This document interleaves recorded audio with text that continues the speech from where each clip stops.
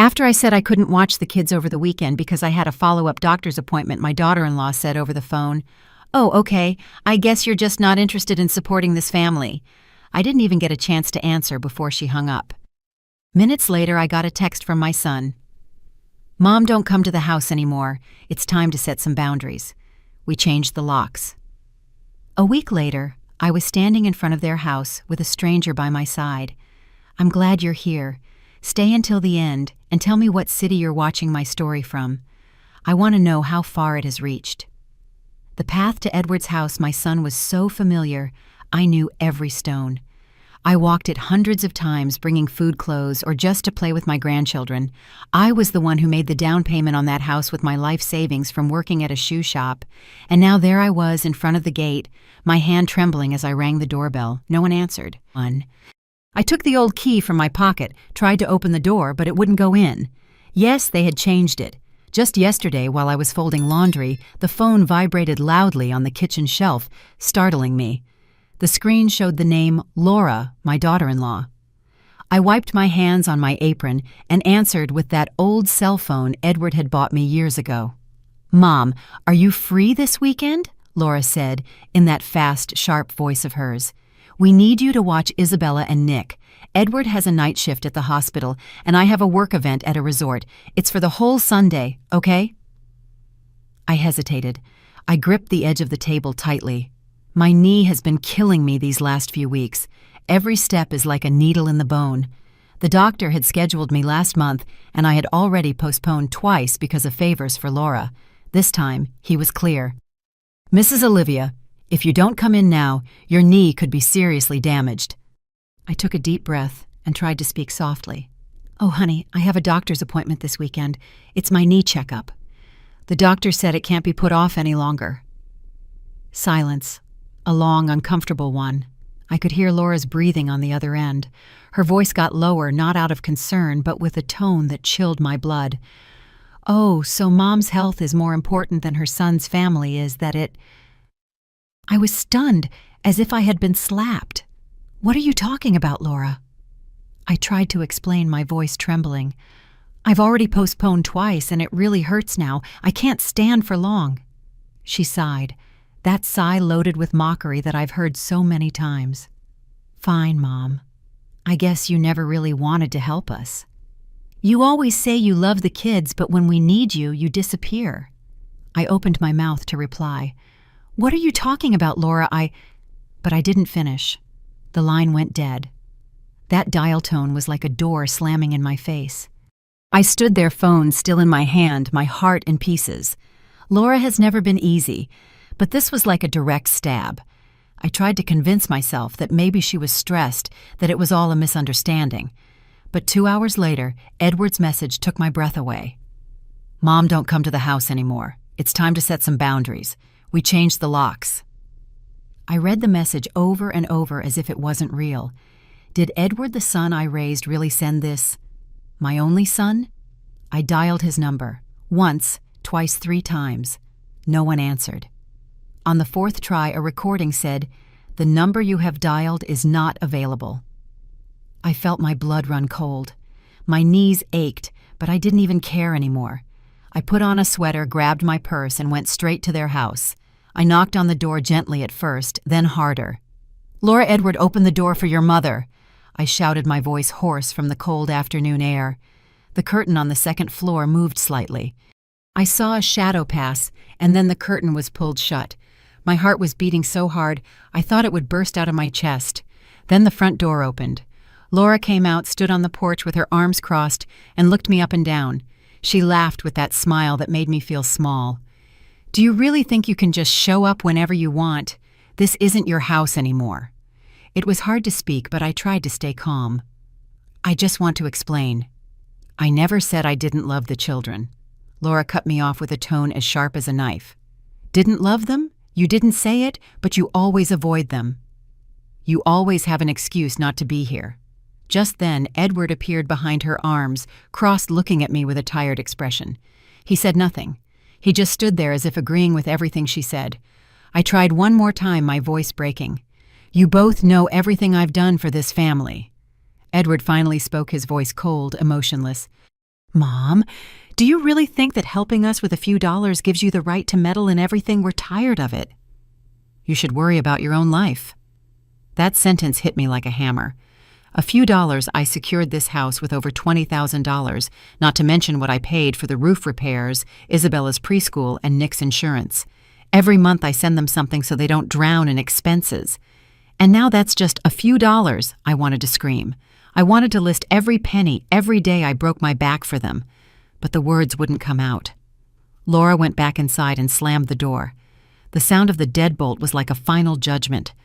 I stood there looking at the steps. The basket I had brought 2 days ago was still there, some oatmeal cookies I made for Isabella, a jar of honey I had warmed up that morning for Nick. All of it was covered in ants, as if nobody cared. I picked it up with trembling hands, then put it back down. There was no point anymore. I walked away, dragging my feet down the street I once knew so well. My knees hurt, but my chest hurt more. No one looked at me. No one asked anything. I just heard one phrase in my head over and over like a bell. Just for saying, no one time I was kicked out of the family I gave everything for. I got home after dark. The room was silent, only the ceiling fan whirring. I sat in the chair and hugged my knees. The box of medicine the doctor gave me was there untouched. I looked at it, then out the window where the light from the street lamp barely came in. I felt empty, but there was still a spark of hope, that it was all a misunderstanding, that Edward would call, that Laura would apologize. But the phone remained silent, and I understood that everything had changed, just because I had dared to say no. It's been a week since Edward's cold message, and I'm still not used to the feeling of being cut off from my own family. My house is completely silent now without the noise of children or those rushed calls from Laura asking me to watch the kids. But I couldn't just sit here hugging the pain and filling myself with unanswered questions. I decided to go back to Edward and Laura's house, the same one I made the down payment on with a lifetime of sweat. This time, I didn't go alone. The man with me was in his 50s, thin, with a faded but well-ironed shirt. He wore dark glasses that hid his eyes, though I imagined he had seen a lot in his life. In his hand he carried an old leather briefcase, its corners worn the kind used for important papers. I had met him 2 days earlier through an acquaintance in the neighborhood. He didn't talk much, just nodded when I briefly told him my story, and then asked, "Do you want me to come with you?" I accepted, not because I trusted him, but because I didn't know who else to turn to. The way to Edward's house was familiar, but today every step felt heavier. My knees still hurt, but I made the effort, gripping my purse tightly. When we arrived, I stopped in front of the iron gate, looking at the house I once considered my second home. The green paint on the gate was already worn with rusty spots showing through. On the stairs were Isabella's little sandals, one of them overturned, as if someone had left them in a hurry. I rang the doorbell. It buzzed dryly, but no one came out. I rang again, and then a third time. Nothing. From a second-floor window, I saw the curtain move slightly. Someone peeked out for a few seconds, then closed it again. I knew someone was inside, but they didn't want to see me. The man beside me said nothing. He just cleared his throat, opened his briefcase, and took out a carefully sealed brown envelope. "If they don't open up, leave this there," he said in a low, firm voice, as if it was something he did every day. I took the envelope, my hands trembling slightly. I didn't really know what was inside, only that he had prepared it based on what I asked for the day before. I went up the steps and left it right next to Isabella's sandals. A gust of wind moved the corner of the envelope a little. As I turned, I saw Laura standing in the living room, arms crossed, watching me through the frosted glass.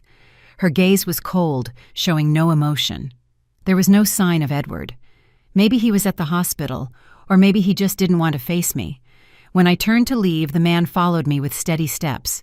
When we reached the car parked at the corner, he stopped, took off his dark glasses, revealing tired but very sharp eyes. He asked me, his voice soft but firm, "Are you sure you want to see this through to the end?" I stood still, looking at my worn-out shoes. I didn't know exactly what seeing it through to the end meant.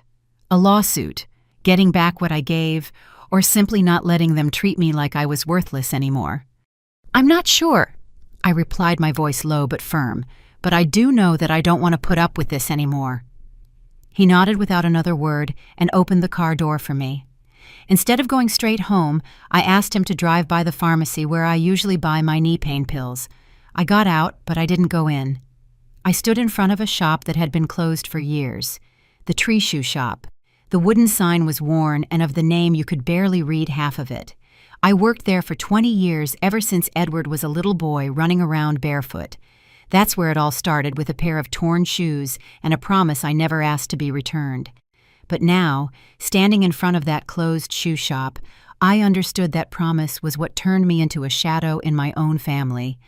I gave everything, money, strength, time, only to end up with a new lock and a closed door. The man stood a few steps behind me, not rushing me, just waiting in silence. I don't really know who he is. An acquaintance recommended him, saying he could help, but I never asked his name or what he planned to do with that envelope. I just know that when I told him how they kicked me out of Edward's house, he didn't comfort me or give me advice. He just said, "Tell me what papers you need and I'll get them for you." I got back in the car and sat in the back seat. He started the engine, but didn't ask where I wanted to go. I looked out the window, watching the familiar streets go by. "Has your family ever turned their back on you?" I blurted out. He glanced at me in the rearview mirror and half smiled. "Whose hasn't, Mrs. Olivia?" It was a short answer, but it was enough to make me feel like he understood at least a little. When we arrived, I opened the door and went into my small room. On the table, the box of oatmeal cookies I had made for Isabella was still there, untouched. I sat down and opened the envelope the man had given me before he left.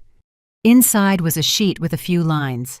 "Down payment contract copy, bank transfer original. If you need more, call me." Below was a name, Vincent Morales, and a phone number. I held the paper with trembling hands. It was the first time I knew his name, but I still didn't understand who he was or why he was helping someone like me. I left the paper on the table and looked out the window. The streetlight cast a dim glow, and Laura's face in the living room came to mind, looking at me as if I were a stranger. I wondered if the envelope on the step would have made her change her mind, or if it just made her angrier. But what bothered me most was Vincent's question.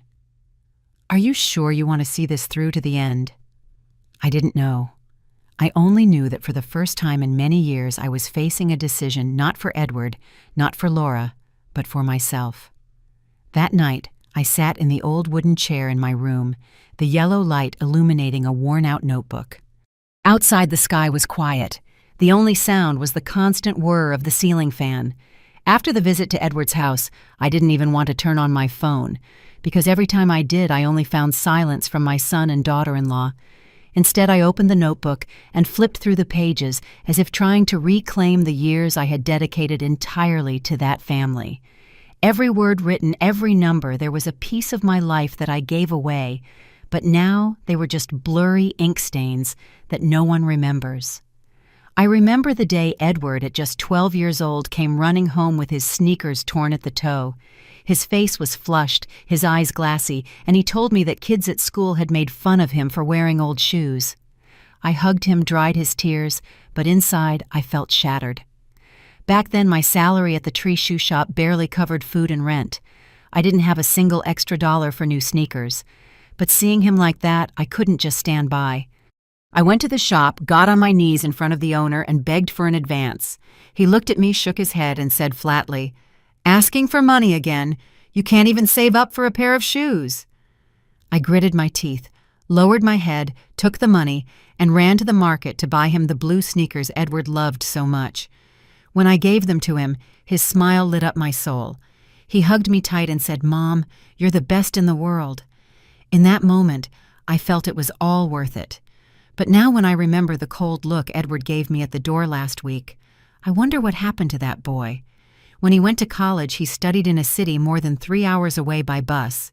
Every month I sent him money, even if it meant working extra hours at the shoe shop and cleaning offices at night. I had 2 jobs. By day I sold shoes. By night I swept and mopped. Sometimes I'd get home at midnight, my feet aching, but I'd still sit down to cook food to send to Edward. Sometimes corn tamales, sometimes orange marmalade that I'd started cooking early in the morning. I just wanted him to study in peace without worrying about anything. In his final semester, he called me in a panic. "Mom, I need a good chunk of money for my final project." If I don't turn it in, they won't let me graduate. I asked him how much he needed. He told me an amount that left me speechless. $5,000. I didn't have that kind of money, but I couldn't let my son fail. I ran to the ladies on the neighborhood committee and took out a high-interest loan which I paid off weekly for 6 months. Every week, I counted every dollar. I cut back on food, electricity, everything to pay off the debt. Edward graduated, and I cried seeing him in his cap and gown smiling on stage, but he never knew that by that day his mother was already half broken from so much work and debt. After graduating, Edward started dating Laura. From the first time I saw her, I knew something wasn't right. She shook my hand limply and looked at me as if she were scanning my wrinkles. I wore my nicest blouse and smiled, but Laura just nodded and whispered something to Edward. I managed to hear the word hick. Since I saw he was smitten with her, I kept quiet. I brought out a homemade flan to share, trying to break the ice. Laura looked at it and said, "Homemade? It looks simple, doesn't it?" I laughed nervously and said, "Yes, I've been making it for Edward since he was a boy. He loves it." She said nothing, just nodded again and looked away. For their wedding, I took out everything I had saved for 10 years, over $15,000, so Edward could have a nice party. I wanted him to have a great day, but Laura wasn't satisfied. One day, I overheard Edward telling a friend, "Laura says my mom should pay for the dress too, that she hasn't helped with anything." I froze. Nothing I had paid for almost everything. The catering, the venue, the music. Still, I swallowed my anger and went out to get another $1,000 for Laura's dress. When she came out wearing it all, I hoped for was a thank you. But she looked at me and said, "Thanks, but next time pick a lighter shade. This one is too dull." When Edward lost his job, I told them to come live in my apartment. It was small, just 1 bedroom, but I gave it to them. I slept on a cot in the living room with back pain for 4 straight months. Laura cooked twice. The rest fell to me. Cooking, cleaning, ironing, taking Isabella to preschool. There were days I'd get up at 5 in the morning to make porridge for the little girl, and then I'd go to the shoe shop. Laura would just say, "It's a good thing you can help us. We're very busy." I would just nod, believing I was supporting my son through a tough time. When they said they wanted to move out on their own, I didn't hesitate. I sold the piece of land I inherited out in the country, the one my parents had left me to make the down payment on the house where they live now. I put the property in Edward's name, thinking that with their own house, they would settle down and not always depend on me. The day they signed the papers, I stood outside the notary's office watching Edward and Laura laugh together, and I felt a sense of relief. But no one turned to ask, "Mom, are you okay?" Tonight, I opened my notebook from 2021. On the first page, it said, "Send another $200 to fix the gas stove at Edward's house." I had noted every expense in detail. The roof after the hurricane, Isabella's preschool, Nick's vaccinations. Each note with its receipt neatly taped in, not to claim anything, but out of habit for someone who has lived her whole life counting every dollar. I reached the last page and read the last line. "Birthday gift for Isabella, $100. I stopped thinking. When was the last time they asked me, "Mom, do you need anything?" I can't remember. I closed the notebook and left it on the table. The room was silent. Only the ticking of the clock could be heard. I looked out the window where the dim light from the street lamp barely shone. My years of sacrifice, so many days breaking my back, every hard-earned dollar. All of it was now just lines in an old notebook. Edward and Laura don't remember. They only remember the day I said no. I clutched the notebook in my hands as if I wanted to hold on to some part of the years that are gone. But deep down, I know that everything I gave, no one kept. The next morning after leaving the envelope at the door of Edward's house, I woke up early, but not because I had anything to do. This little house where I live now is so quiet. Only the wall clock marks the seconds. I made myself a coffee. I sat at the kitchen table stroking the notebook where I keep the accounts for Edward's family. But today, I didn't open it. I just looked out the window where the morning light filtered through the branches, trying to understand everything that's happening. I know that even if no one says it, they have removed me from my son and daughter-in-law's life. The phone vibrated on the table. It was a message from Mary, Edward's neighbor, who I got along with since I started bringing them bread. It said, "Olivia, I don't want to get involved, but Laura told the neighborhood group that her mother-in-law is getting old, can't control her emotions, and likes to meddle where she's not wanted. I read the message and gripped my coffee cup. Laura didn't just shut the door in my face, now she's telling the whole neighborhood I'm a nosy, out-of-control old woman. I replied with a short thanks, but inside I wanted to scream that I am not that person. I decided to go out. I couldn't stay locked up with those words spinning in my head. I walked to the corner supermarket where I used to buy food for Isabella and Nick. As soon as I walked in, I saw Isabella with a woman I didn't know. I assumed she was the new nanny. The little girl was wearing the coat I gave her for her birthday, but her eyes no longer had the same sparkle. I moved closer to call her name, but the woman stepped in front of me and said coldly, "Ma'am's instructions. No strangers are allowed to approach." Strangers. I froze. I looked at Isabella. She looked up. Our eyes met for a few seconds, and then she turned away as if she didn't know me. I stood there in the middle of aisles full of people feeling like a ghost. When I got home, I opened the refrigerator. Last week's food was still untouched. No one had eaten with me. On the table was still the box with the birthday gift I had prepared for Nick, a wooden puzzle I had carefully chosen at the market. There it was dusty because I hadn't had the chance to give it to him. I picked up the phone and called Edward, hoping he would at least answer. It rang 4 times, then went to voicemail. I sent him a message. "I left a piece of the cake you like. If you want, you can stop by for it." I waited for an hour, but there was no reply. In the afternoon, I went to the old church at the end of the street where I used to go to Mass every Sunday. I sat in the last pew, silently watching the light filter through the stained glass windows and fall onto the floor. A young woman, maybe a catechism teacher, approached me and asked in a low voice, "Are you the lady who was kicked out of her house?" I heard about it from Laura at the group meeting. I just nodded, not wanting to explain myself. What Laura said had already spread everywhere like a stain dirtying all those years I had given my all. I left the church, walking under the evening light with a heavy heart. That night I sat at the table and took out an old notebook. I started to write down every expense I had made for Edward's family. The down payment for the house, $20,000. The roof repair after the storm, $1,500. Isabella's preschool, $3,000 a year. Nick's vaccines and health insurance, over $1,000. In total, nearly $45,000 in 6 years. I wrote down each figure with a trembling hand, not because of the money, but because I realized that all of it today fits into a single sentence from Edward. A few dollars. I put the pages in a large envelope and wrote on the front what I once gave. I didn't plan on giving it to anyone. I just wanted to keep it as proof that I was once there in their lives. I remembered what Vincent had told me the other day. "Are you sure you want to see this through to the end?" At the time I didn't fully understand what he meant, but now I'm starting to feel it. This isn't just about money. It's about whether I have value as a person or not. The years I worked until I had no strength left.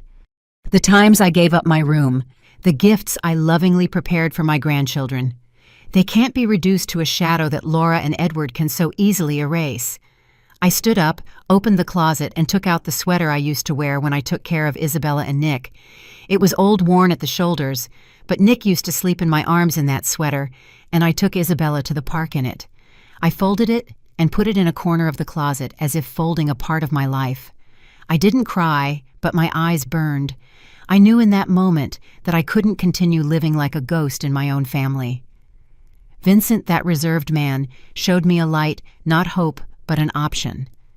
I still don't know what I'll do with the envelope he left at the door, but for the first time in years, I felt the urge to stand up, not for anyone else, but for myself. I lay down on the bed. The light from the street lamp filtered through the curtain and reflected on the ceiling. I thought of Isabella and Nick, of the little girl's eyes in the supermarket today. I told myself that even if Edward and Laura see me as a stranger, I am still their grandmother. And I'm not going to let them erase me, not for a single time. I said no. A week later, I pushed open the door to the small office of Vincent Morales, the man who had accompanied me when I left the envelope at the entrance of Edward's house. The metal sign outside was already faded. You could barely read Morales and Associates Legal Services. Inside it smelled of old paper and cold coffee, and the ceiling fan made a noise as if it were telling stories no one wanted to hear. I stood there clutching the handles of my purse, feeling like I was stepping onto a path I never imagined I would take. Vincent stood up from his scratched wooden desk and pulled a chair out for me. He was wearing a light blue shirt with the sleeves rolled up, looking more like a lifelong friend than a guy who deals with paperwork. "Mrs. Olivia," he said in a deep, slow voice, "I imagine you've made a decision, right?" I nodded, sat down, but kept clutching my purse. I wasn't sure what exactly I had decided. I just knew I couldn't keep letting Edward and Laura treat me as if I didn't exist. I asked him in a soft but firm voice, "The other day, the envelope you gave me, did it have everything necessary?" Vincent nodded without even checking anything, as if he had it all memorized. "It had a copy of the down payment contract for the house, with an additional clause, the proof of bank transfers in your name," he said, then paused for a moment, "and the handwritten letter you wrote." I fell silent, a lump in my throat. I wrote that letter one sleepless night after coming back from Edward's house. I sat under the dim light and wrote it line by line, not to complain, but to remind myself of everything I had given. When I finished, I gave it to Vincent to leave with the papers. I don't know if Edward or Laura read it, but I needed to do it. Vincent looked at me, his eyes behind his thick glasses, showing something like empathy. "They haven't responded," he said, "but I believe they read it. Sooner or later they will. That letter was the first sign for them to understand that you're not going to stay silent anymore." He paused and then asked, "Do you want to sue them to recover your assets?" I immediately shook my head. "I don't want to sue," I replied with a firmness that surprised me. "I just don't want them to go on living as if I never contributed anything." Vincent nodded without giving an opinion, took a stack of papers from his drawer and began taking notes. I asked him to help me draft some important documents. First, the cancellation of the power of attorney I had given to Edward 3 years ago, when I thought he needed support to get on his feet. Next, a request to stop all automatic transfers from my account to the accounts related to their house, the money I sent every month for repairs, utility payments, or things for Isabella and Nick. Finally, I wanted to create a new will. I told Vincent, my voice trembling slightly. "The majority of what I have, the house I live in, my savings account, and some jewelry. I want it to go to the House of Light Foundation, which supports abandoned women or victims of domestic violence. A small portion I want to be a scholarship for Isabella and Nick, but only if they come looking for me from the heart." Vincent wrote quickly with a firm hand without asking questions. When he finished, he pushed the papers towards me and said, "I know a young lawyer who collaborates with the House of Light. If you'd like, I can introduce you." I nodded, and I felt as if a weight had finally been lifted. For the first time in weeks, I didn't feel like silence was dictating my life. Vincent didn't judge me, he didn't comfort me. He just worked with the certainty of someone who has seen too many stories. I don't know much about him, only that he was a friend of someone in the neighborhood, and that now he does this to help people like me, people who have been cast aside by their own family. I left the office as it was getting dark. On the way home, I stopped by the market to buy some vegetables, but I couldn't stop thinking about the letter inside the envelope. What had I written that I had given my entire life, from the down payment on the house to the sleepless nights worrying about Edward? That I didn't want anything back, but I did want them to know that I am not invisible. I don't know if Laura or Edward read it, but just them having held it in their hands made me feel like I had reclaimed a part of myself. When I got home, I opened the closet and took out the old clothes I used to wear when I took care of Isabella and Nick. The sweater with the worn shoulders, the apron I wore for cooking, the sneakers with the smooth soles from so many trips to drop Isabella off at school. I folded them. I put them in large bags and sealed them with tape with a label that said, "No longer for invisible sacrifices." I didn't throw them away. I just stored them in a corner like someone putting away a part of their life. I stood in front of the mirror looking at my wrinkled face. My knees still hurt, but I felt lighter. Not because I had won anything, but because I was finally starting to stand up to not let the silence of Edward and Laura crush me anymore. I sat at the table, took out a small piece of paper, and wrote, "Thank you, Vincent. I don't know if I'll send it or not, but I needed to write it as a reminder that I'm not alone. He, with his worn-out briefcase and his deep voice, made me see that I still have the right to choose. I put the paper in my pocket, turned off the light, and went to bed. That night I slept better, even if just for a little while, because I knew I was now walking my own path, not someone else's. 3 days after leaving the envelope at the entrance of Edward's house, the phone vibrated on the kitchen table. I looked at the screen. It was Edward. I felt a small flutter in my chest, not from hope, but because I was ready for this call. I answered with a calm voice. "Hello?" Edward's voice sounded softer than I remembered, as if he wanted to fix things. "How are you, Mom? We haven't talked in a while. You've become very cold." I was silent for a few seconds, gripping the cup of now cold coffee. "I'm fine," I said, not letting emotion pull me in. Edward continued, his voice somewhat hesitant. "I think the bank notified us this week that an insurance payment was canceled. Did you make a mistake? I think it was the system." I interrupted him, firm but serene. "No, it was me, on purpose." There was a long silence on the other end. I heard his breathing, and then his voice became more tense, as if trying not to lose control. "You can't do this over something so small. Family is family, not a legal contract." I pressed my lips together, looking out the window where the morning sun filtered through the branches. "When they treat me like a stranger," I said calmly, "I also have the right to act like a stranger." Without waiting for a response, I hung up. I placed my hand on the table where the volunteer application for the House of Light Foundation still lay. I had sent my application to the House of Light right after meeting Vincent Morales. I didn't want to keep sitting in this little house, letting the silence from Edward and Laura continue to suffocate me. That Monday I went to the center for the first time. The House of Light was an old building with faded white walls, but full of life inside. They put me in charge of teaching reading and writing to a group of women. Almost all of them had never set foot in a school. They sat around a wooden table holding their pencils awkwardly, but their eyes shone every time they managed to write their own name. I taught them how to spell, patiently correcting each shaky letter. A woman about my age took my hand after class and said, "Thank you, Mrs. Olivia. I was finally able to write my daughter's name." I smiled at her, but I felt a lump in my chest. I had also taught Isabella how to write, but now she doesn't even call me Grandma. Every Monday and Thursday afternoon, I went to the House of Light. Besides teaching, I helped prepare food with the group. We made corn cakes, cooked beans, chopped vegetables while laughing and chatting. One day, I read a thank you letter from a 16-year-old girl who had been forced to marry at 13. She wrote, "The sister at the House of Light told me I could learn a trade that I could live on my own. I never believed I was worth that much." I folded the letter and put it in my purse, my chest filled with warmth.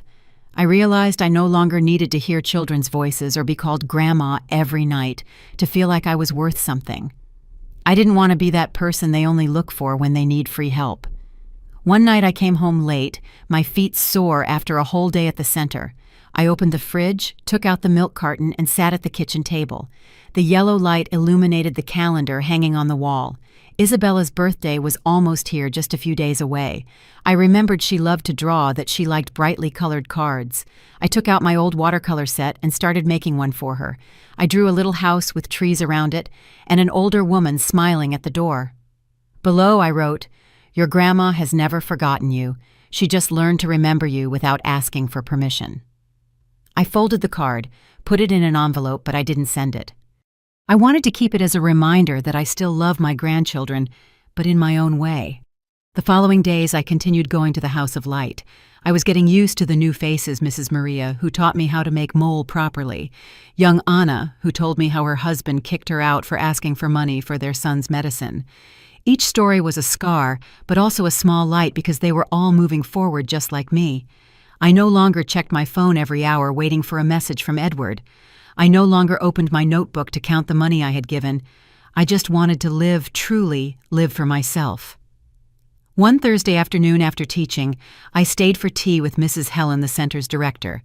She handed me some papers for the scholarship fund that I had asked Vincent to set up for Isabella and Nick. Mrs. Olivia, she said, you're doing this because you love your grandchildren, right? But you're also doing it for yourself. And I nodded without saying anything, but I felt as if a weight had been lifted off me. She was right. I wasn't just taking care of the love I feel for my grandchildren, I was also rescuing myself. That night I came home, opened the window to let the fresh air in, took out the card I painted for Isabella, and looked at it again.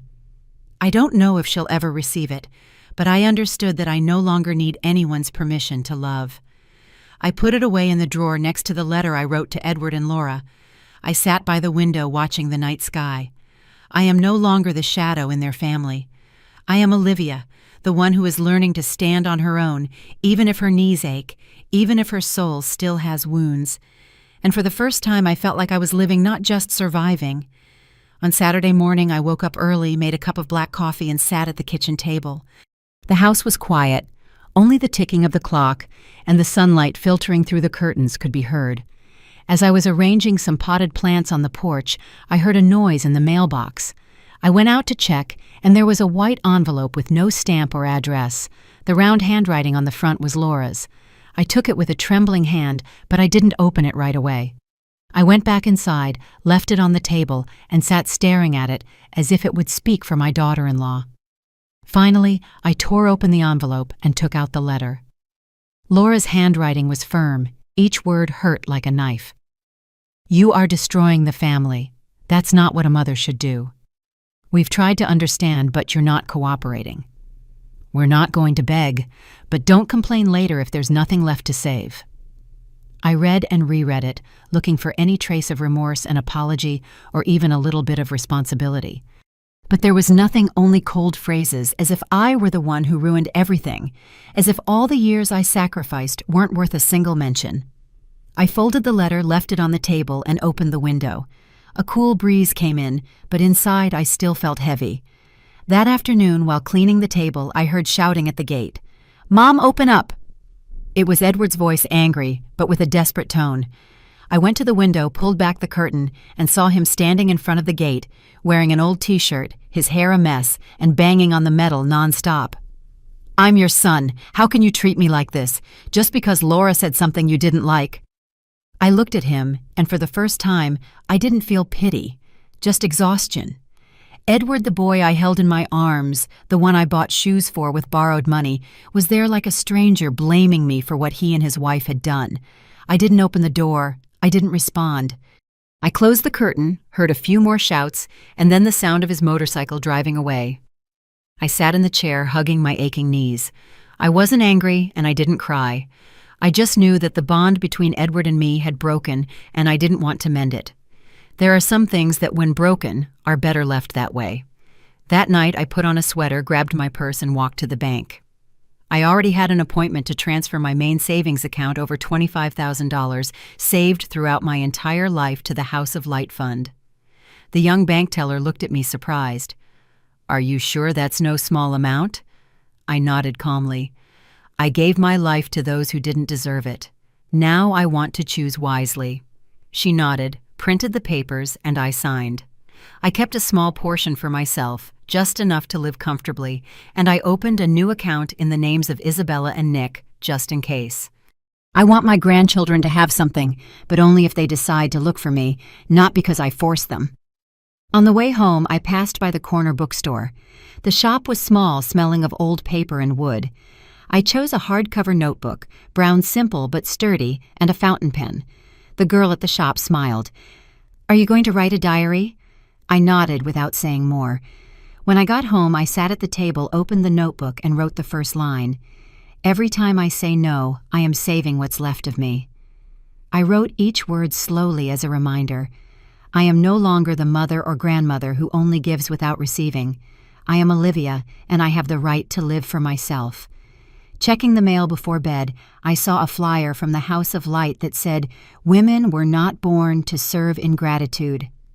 I took it, read it over and over, and then pinned it to the corkboard next to my bed. The old family photo, me, Edward, Laura, and the kids, I had taken it down last month. I didn't need it anymore. That flyer, with its simple but powerful phrase, was enough to remind me that I was on the right path. The next morning, I went back to the House of Light.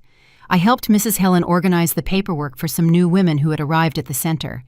A young woman, Rose, told us that her husband's family threw her out of the house because she refused to hand over her entire salary. I listened to her, nodded, and told her about the literacy group I'm leading. Rose smiled and told me, "Mrs. Olivia, you make me want to try again."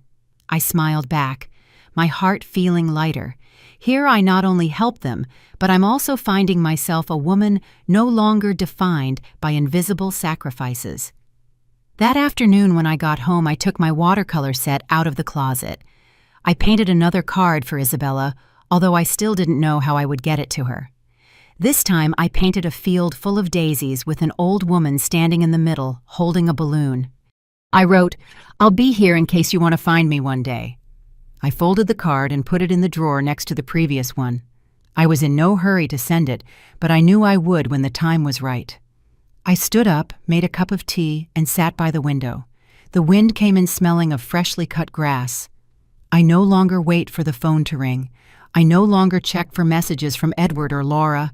I cut that broken tie, and for the first time I felt free, not because I had stopped loving my family, but because I learned to love myself.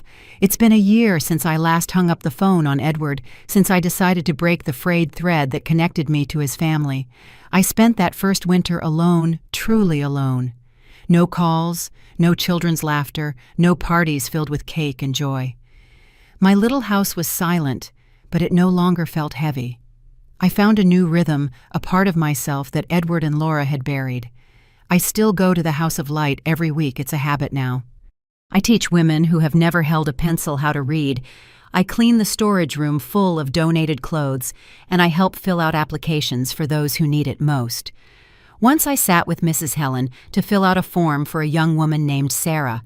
Her stepfather had kicked her out of the house after she dared to call the police on him for abuse. I wrote down each detail. As Sarah spoke, her voice trembling, but with great firmness.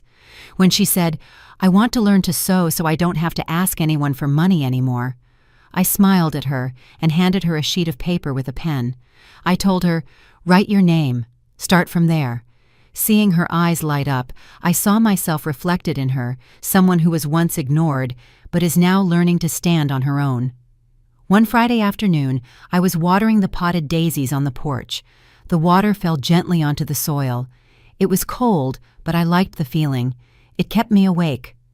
I heard a knock on the door, soft but insistent knocks. I wiped my hands on my apron and opened it.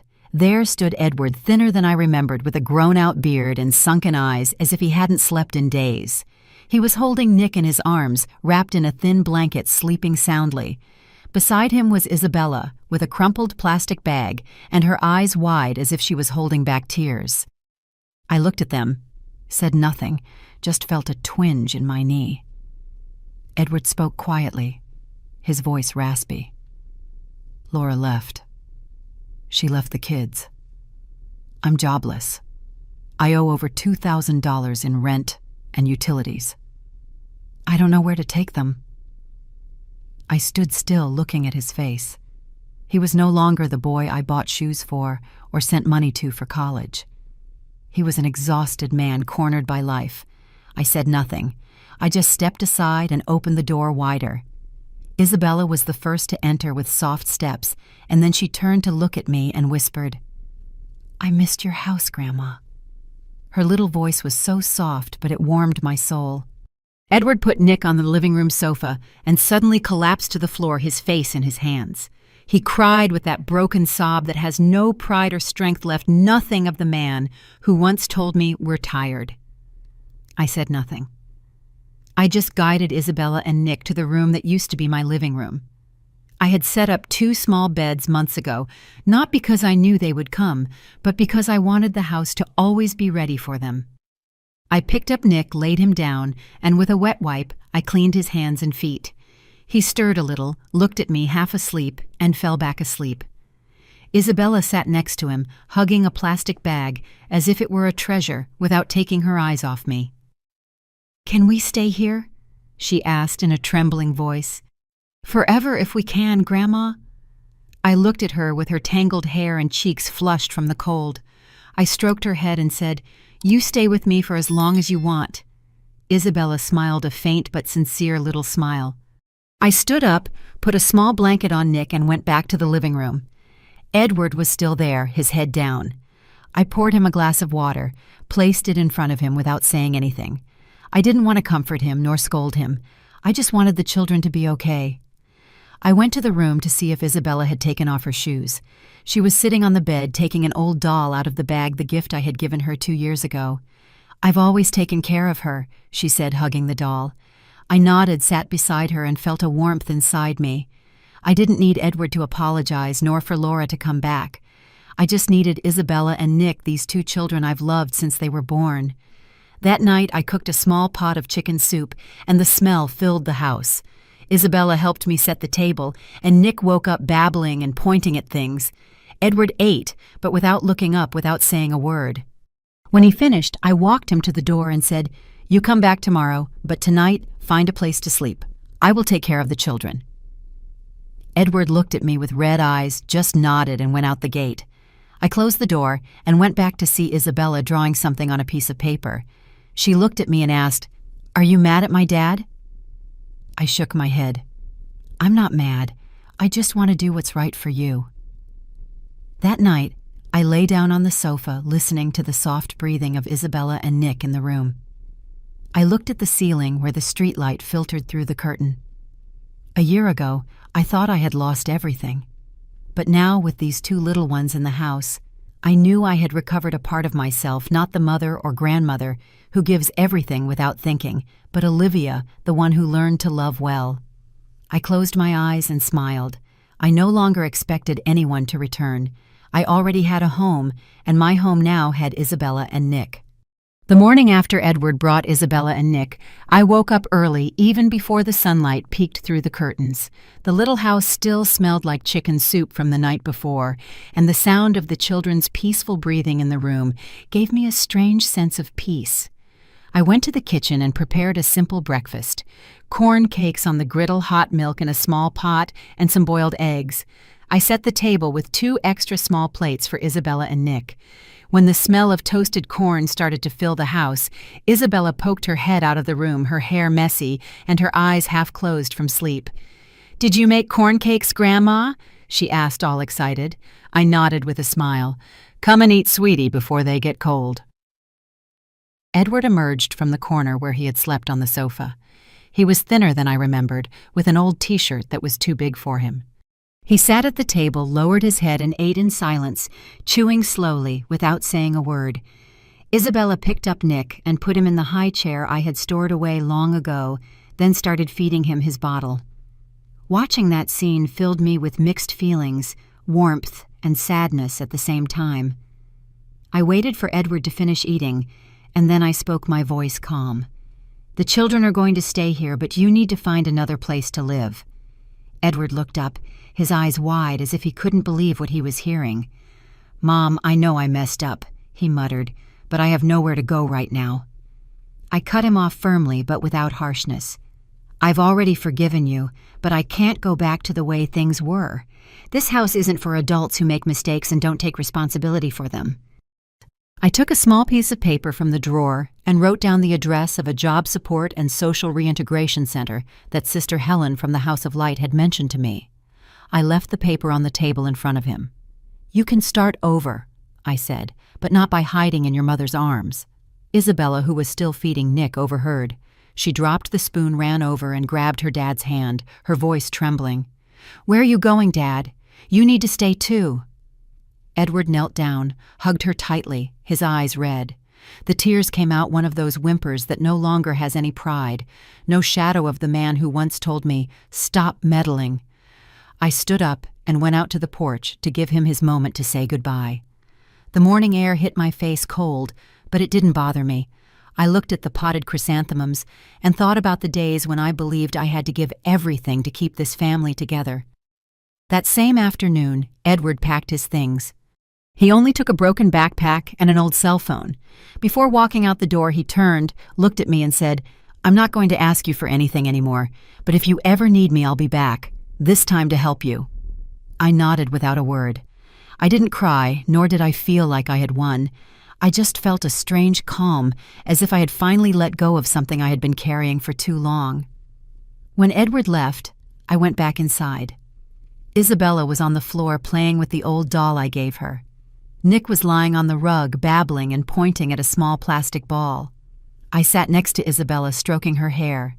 She looked up, placed her little hand on my knee, and asked, "Are we making Grandma sad?" I hugged her, feeling her warm little body. "No, sweetie," I said in a quiet voice. "With you two here, this house finally feels like a home." In the evening, I took the children to their room. I told Isabella a story about a little girl and a lost kitten, the same one I used to tell her when she was little. Isabella giggled softly, hugged her doll, and fell asleep. Nick, lying next to her, grabbed my finger with his tiny hand and closed his eyes. I sat there watching them, feeling that this house didn't feel so empty anymore. I stood up, turned off the light, but left a small lamp on in the corner, its yellow light softly illuminating their faces. The next morning I walked Isabella to school. She held my hand and happily skipped along the sidewalk. "Grandma, we get to draw in class today," she told me, her eyes shining brightly. I smiled and stroked her head. "Do a good job and bring it home for me to see." On the way back, I stopped by the House of Light, bringing a box of homemade cornbread to share. Helen met me at the door and asked, "Is it true you've taken in 2 children?" I nodded and briefly told her about Isabella and Nick. She smiled. "Mrs. Olivia, you didn't just save them, you also saved yourself." That afternoon, I returned home and prepared a pot of bean soup for dinner. Isabella helped me stir the spoon, and Nick, sitting in his chair, banged on it with a plastic spoon. I looked around the house and saw the card I had made for Isabella's birthday, still tucked away in a drawer. I took it out and gave it to her. "It's yours," I said. Isabella's eyes grew wide. She hugged the card and whispered, "I love you, Grandma." I smiled. I didn't need anything else. I know I've forgiven Edward, but forgiving doesn't mean going back to the way things were.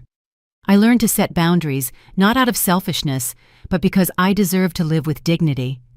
This house is now mine and the children's. Edward has to sort himself out just like I did. And for the first time, I felt that I wasn't just Isabella and Nick's grandmother, but Olivia, a woman who found herself again. 3 months after Isabella and Nick arrived, my little house was once again filled with the laughter of children. Every morning I wake up early, prepare a pot of hot tea, and make breakfast for the 2 of them. Isabella loves cornbread with jam, and Nick loves warm milk with a little bit of honey. I stand in the kitchen, listening to Isabella sing softly in her room, while Nick babbles and points at his toys on the rug.